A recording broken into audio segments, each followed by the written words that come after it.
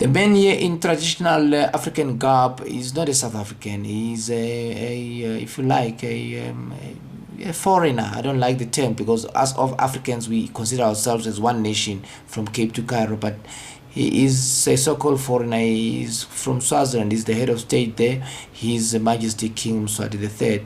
I really wouldn't have loved to comment much. I just found him on the same magazine as I found the Minister of Defense and Veterans Affairs. This man happens to be my fourth cousin maternally. We share one common ancestor with him, who is Somhlolo, King Sobhuza I. He, through his own if you like, descendants from King Sobhuza I, and I through Inkosikazi Latwala, and then Prince Kengana Dlamini, one of the founders of MGD Royal Crawl in Barberton, from Kengana, then Prince Keyeza Dlamini, and then Princess Mafete Elina Dlamini, Mrs. Mavimbela, who is my maternal grandmother. I thought it's just important to show around such issues, because I'm sending a copy as well to His Majesty about the unfair treatment as other ethnic groups other than Themba, particularly Themba. It's not the entire Xhosa nation are being not fairly treated in South Africa. Only relatives of Mandela must occupy, at least in the Department of Defense, important position, as is the case with the likes of General Matanzima and the center of my false charges, if you like, I showed earlier on, Bobe Lozini, a brigadier general,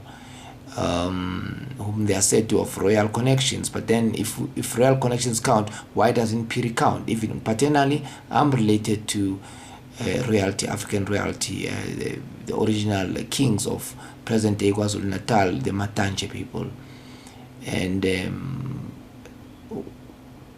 what is the criterion? Is Mandela the only person who matters in South Africa?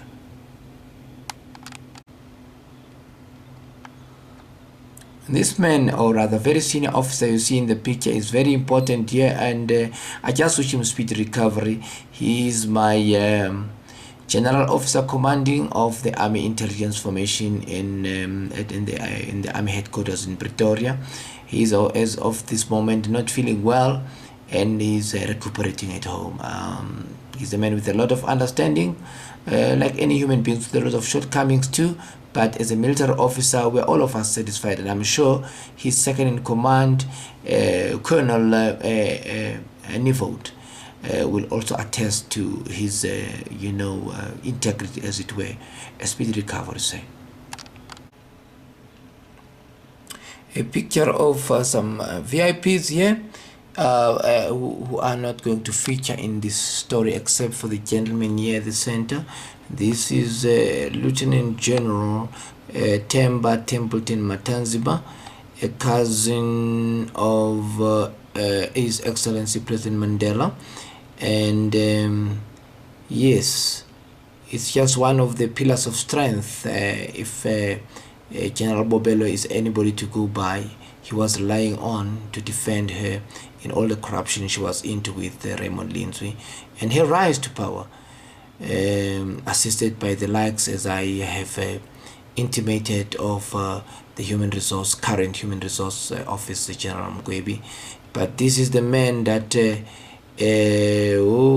fuzzy camera, but that would General Bobelo would then a major point as her last refuge. And there's no question that this gentleman is a cousin of Nelson Mandela. They descend from the same ancestor, King Gubenguka, Vusani of the Themba tribe. It's not Xhosa, but it's Themba tribe. I've seen in a lot of my presentations, because of my previous lack of understanding, I used to think Xhosa and Themba is the same thing. It is the same because apartheid lumped together a lot of Africans who are ethnically different and call them one ethnic group. But actually, this is a Themba act of, without particularly blaming this particular gentleman, tribalism, which they use the name of Nelson Mandela to propagate. But he is a pillar of strength. Incidentally, it's not only Colonel Bobelo, or rather General Bobelo, who is relying on this gentleman. It would seem that he also has a daughter, at least one daughter, or at least one child who's in the military. And I've heard reports from at least one of the previous or current supervisor of the child that every time they try to instill discipline on his child, the father will phone the unit and say, I don't want this or that to happen to my child. So there's no way of commanding junior officers who are relatives of Nelson Mandela because they want to run the army of the Republic of South Africa the way they would like to run it, as if Nelson Mandela were God. And there's a challenge awaiting South Africa in that regard. Just another thing I missed about this gentleman of the Themba tribe where Mandela comes from in the Transkei is that at some stage recently he was the acting Secretary for Defense, meaning that he was actually the engine of the department, the very Secretary for Defense from whom I've been requesting funds to run my case as per my right at the High Court, or any court for that matter, just like my Commander-in-Chief Zuma has had state support for his case, and even Jackie Silibi, the one who's been recently found guilty for corruption. The state pays for such funds, but he has been part, the man you see on the picture, of the syndicate that has been denying me funds, or at least advising the minister that I do not deserve to have funds. Currently there's a new person who came in, but what is a greenhorn gonna do if those who went before her, it's a woman by the way, tell her or don't tell her about Phiri? So this general is quite aware of my case, which started with a predecessor or two before him who killed himself unfortunately in a car accident called Masilela. So that is it. He would also know about it because his cousin or relative Bobelo probably tells him a lot about it. They attend parties together because family is more important than anything else in our organization, which is what is undermining discipline today. The picture you see in front of you is of the chief of the army to which I belong. He is Lieutenant General Soli Ishoke. Just to confirm a few other details here at the bottom. Wow, okay. That is basically that. Yes. And at some stage I talked about my general officer commanding who is indisposed. He reports direct to the gentleman I'm trying to capture here on the picture here. I really have no comment about him since he came in office. It's more than 4 years now after General Ramano, and he hasn't lifted a finger about Phiri. I don't exist in his eyes, and I don't want to say that it's positive or negative because my case anyway is being handled now at the level of the president, the commander-in-chief. He might have decided that he doesn't want to get involved. Yeah, his choice. Anyway, that is that.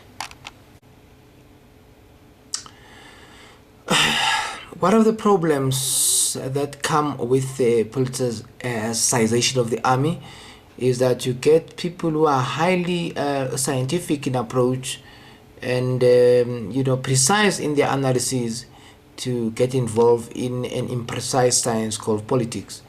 So in my 10 years, while I was denied a chance to study further as a military officer, and I was denied anything, I don't even have a post. For 10 years almost, I come and report and do nothing at work. I've had time to study about the phenomenon called Nelson Mandela and the milieu where he comes from. And this is some of the stuff that I basically found. But the long and short of it is there we have our picture. And now we're going to read in outside of the screen what the presentation is here. They talk about the Themba people. They say the Themba are one of the handful of nations and populations groups which speak Xhosa in South Africa. In Xhosa, the name is Aba Thembu, Aba being a common prefix for peoples. prior to British conquest and incorporation of their territory called Templeton. In the 19th century, the Themba had an independent kingdom. The clan name or isibongo of the Themba kings is Matiba. Recent kings, including Sabata Jonguhlanga Dalindyebo, have used the surname of Dalindyebo from the name of the 19th century king. After conquest, the Themba were administered by the government of the Cape Colony as one of the Transcasian territories, which with the exception of what a grammar, I would rather say with which the exception of a few missionaries, and white traders were treated as lands reserved for African occupation. Other peoples in the territories who had formerly had independent kingdoms included the Kaleka branch of the Xhosa, the Mpondo, who split into two kingdoms late in the 19th century, the Paca and the Klasibe. And apartheid, the Transkei, I think that's where things get important, as a note from the reader. The Transkei under apartheid was turned into a Bantustan. In the ethnic theory underpinning apartheid, the Transkei was regarded as the homeland of the Xhosa people. As a result, the Themba people are often misidentified as being Xhosa.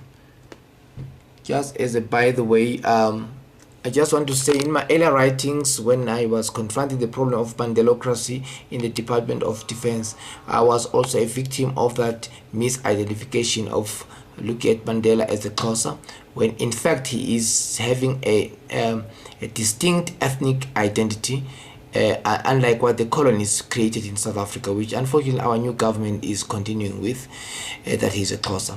He belongs to the ethnicity of Themba, and there is really no connection whatsoever, despite all writings done by many writers, including Mandela himself, that they are part of the Xhosa nation.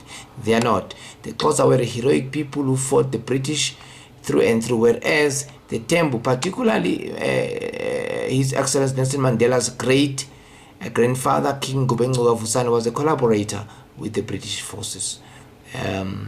Some people say this is the reason, it's in the blood, why you have the picture of Nelson Mandela next to Cecil John Rhodes, the one who rampaged all around Zambia, Zimbabwe and South Africa for gold and other minerals, and Mandela is prepared to put his name next door to that of Cecil John Rhodes, and to have a statue built for him in Trafalgar Square in London.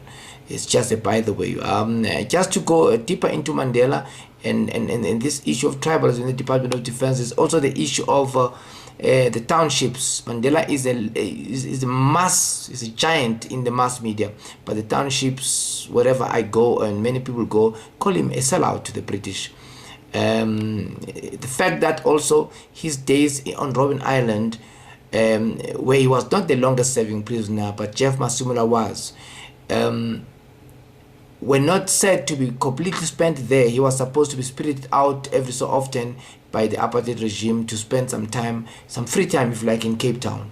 It doesn't endear him in the townships, but that's the township talk. But in the mass media, you dare not speak about Mandela and his relatives who have taken over the Department of Defense, and it would seem other departments also, because the service delivery is now lacking because of this issue of cronyism to this gentleman, my former president in South Africa. It's so sad that a man such credited to be a giant in South Africa has this underbelly, which is frightening indeed.